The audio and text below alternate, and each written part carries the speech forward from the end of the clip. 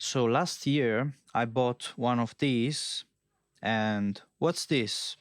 Well, it's basically a DI box for bass, which has some equalization controls and an overdrive. It can function as a DI box, and it also gives you the possibility to load IRs, impulse responses, and basically you can simulate the sound that you will get from an amplifier. Everything from this small pedal. That's why I got it. I brought it on very big stages. I'll show you some pictures.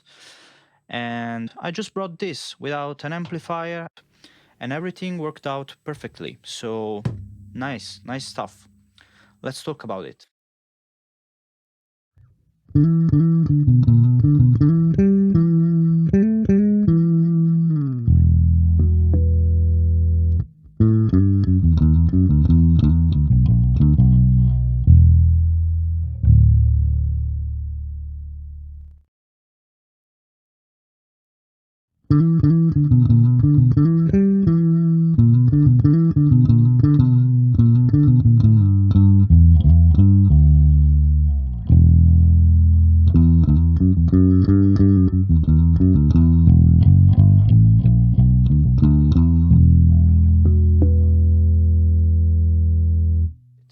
So for the equalization section, pretty self-explanatory. We have bass and treble. We know all about that.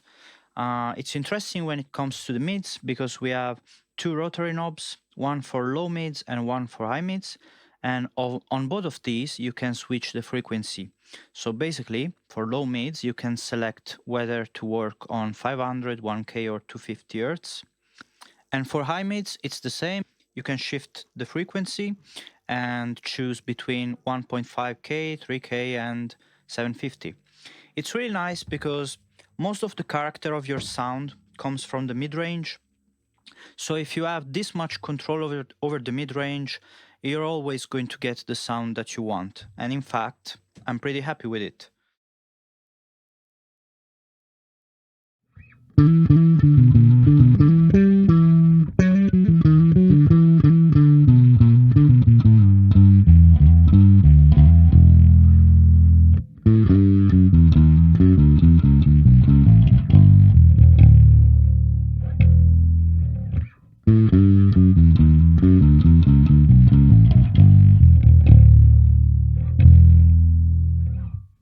So when it comes to the drive section of the pedal, we have the drive control, pretty self-explanatory, the amount of drive, so the amount of distortion for the signal.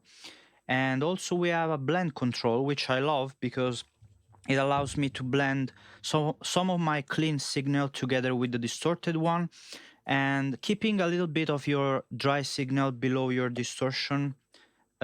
It gives you clarity and definition, so it's really nice. I like it. You get a good distorted sound, but you can still keep the clarity and the definition, so it's good. Also, we have two more controls which only affect the distortion, and they are attack and grunt.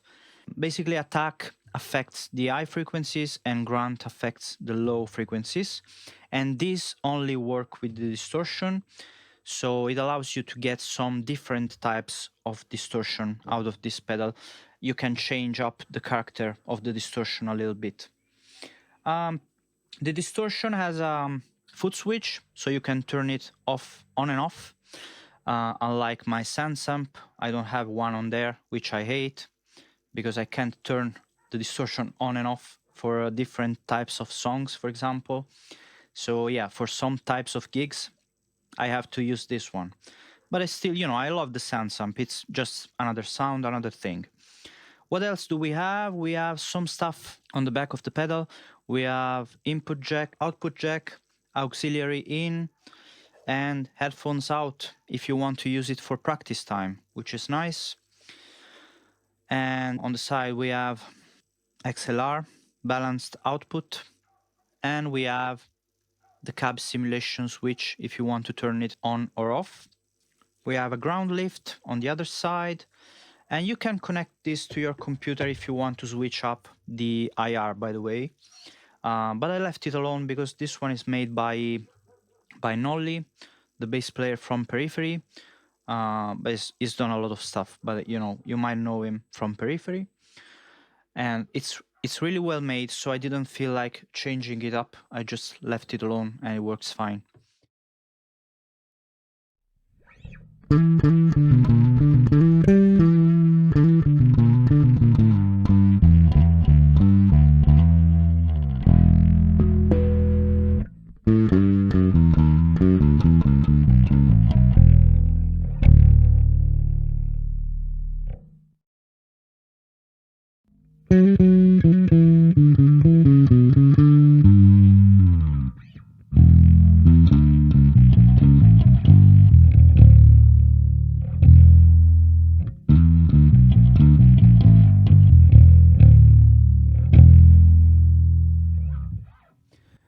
What else to say? It's a little bit expensive, but I think it was a good investment because I can just bring this single pedal to a gig and, I know I'll be fine.